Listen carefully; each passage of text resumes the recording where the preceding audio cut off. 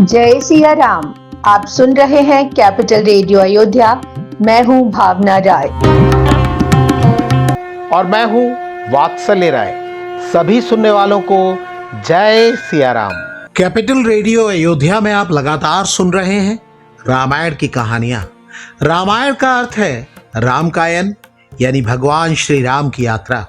ये वो यात्रा पथ है जिस पर बढ़ते हुए राजकुमार राम मर्यादा पुरुषोत्तम भगवान हो गए। पिछले एपिसोड में हमने सुनाया कि कैसे हनुमान जी ने भरत जी को प्रभु के आगमन का शुभ संदेश दिया और पूरी अयोध्या नगरी खुशी से झूम उठी। अगर आपने वो एपिसोड नहीं सुना है तो हम लिंक डिस्क्रिप्शन बॉक्स में दे रहे हैं। और अब आगे की कथा। आवत देख लोग सब कृपा सिंधु भगवान, नगर निकट प्रभु प्रेरऊ, उतरेऊ भूमि विमान। भगवान राम ने जब देखा कि अयोध्या के सभी लोग उनके स्वागत के लिए दौड़े चले आ रहे हैं तो उन्होंने विमान को नगर के समीप उतरने का संकेत दिया। पुष्पक विमान धरती पर उतरा। भगवान राम ने विमान से उतरकर आदर पूर्वक उसे वापस कुबेर के पास जाने को कहा। भगवान राम की आज्ञा पाकर विमान रवाना हुआ। उसे अपने स्वामी के पास जाने की खुशी थी, लेकिन प्रभु से बिछड़ने का दुख भी था। आए भरत संग सब लोगा, कृष्ण तन श्री रघुबीर वियोगा। वामदेव वशिष्ठ मुनिनायक, देखे प्रभु मही धनि धरु सायक। भरत जी के साथ अयोध्या का हर नागरिक वहां पहुंचा था। हर कोई प्रभु का स्वागत करना चाहता था। प्रभु के वियोग में सबके शरीर दुबले हो गए थे। जैसे ही भगवान राम ने अपने गुरु वशिष्ठ जी और अन्य मुनियों को देखा, उन्होंने तुरंत अपने धनुष बाण जमीन पर रख दिए और दौड़कर गुरुदेव के चरणों में गिर पड़े। लक्ष्मण जी ने भी गुरु के चरणों की वंदना की। मुनिराज वशिष्ठ ने उन्हें उठाकर गले लगाया और कुशलता पूछी। प्रभु श्री राम ने बड़े ही विनम्र भाव से कहा, मुनिवर, आपकी दया से ही सब कुशल है। इसके बाद धर्म की धुरी को धारण करने वाले रघुकुल शिरोमणि प्रभु श्री राम ने वहां मौजूद सभी ब्राह्मणों को मस्तक नवाया और उनका आशीर्वाद लिया। परे भूमि नहीं उठत उठाए, बर कर कृपा सिंधु रुलाए। श्यामल गात रोम भय ठाड़े, नव राजीव नयन जल बाड़े।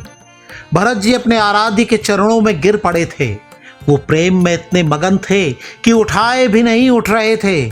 तब भगवान राम ने उन्हें जबरदस्ती उठाकर अपने हृदय से लगा लिया। उस समय प्रभु का सांवला शरीर पुलकित हो उठा और उनके कमल के समान नेत्रों से प्रेमाश्रु की धारा बहने लगी। प्रभु मिलत अनुजई सो, मोह पही जात नहीं उपमा कही।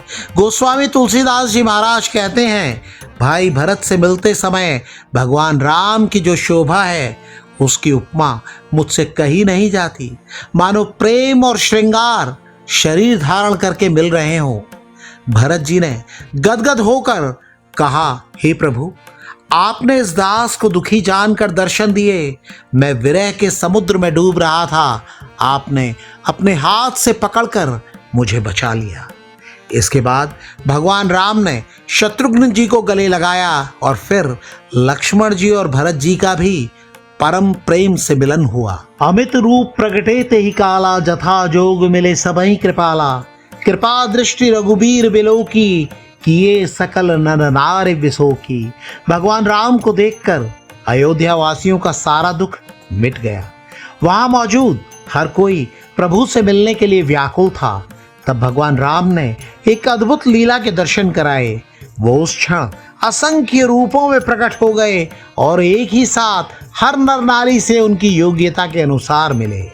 भगवान क्षण भर में सबसे मिल लिए और ये रहस्य माता पार्वती को बताते हुए भगवान शिव कहते हैं, उस समय किसी ने भी ये नहीं जाना कि प्रभु एक साथ सबके पास कैसे हैं। इसके बाद प्रभु अपनी माताओं की ओर दौड़े। कौशल्या जी और अन्य माताएं ऐसे दौड़ी जैसे गाय अपने बछड़े को देखकर दौड़ती है। प्रभु ने सभी माताओं के चरण स्पर्श किए और कोमल बातें कहते हुए उन्हें सुख दिया। माता कैकेयी से मिलते समय प्रभु ने देखा कि वो संकोच में हैं। तो प्रभु ने उन्हें प्रेम से ऐसे गले लगाया जिससे उनके मन का सारा क्षोभ मिट जाए।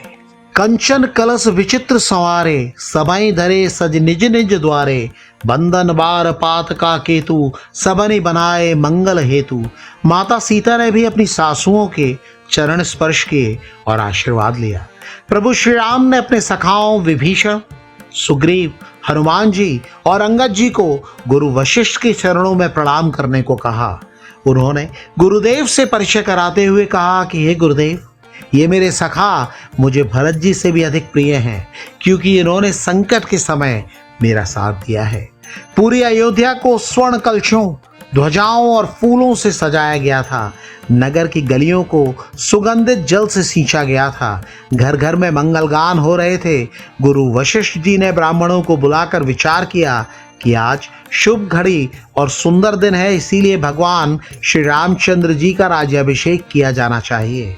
सभी ब्राह्मणों ने हर्ष के साथ इस प्रस्ताव का स्वागत किया और सुग्रीव, विभीषण समेत सभी सखाओं को मांगलिक सामग्रियां जुटाने का आदेश दिया गया। इस एपिसोड में इतना ही।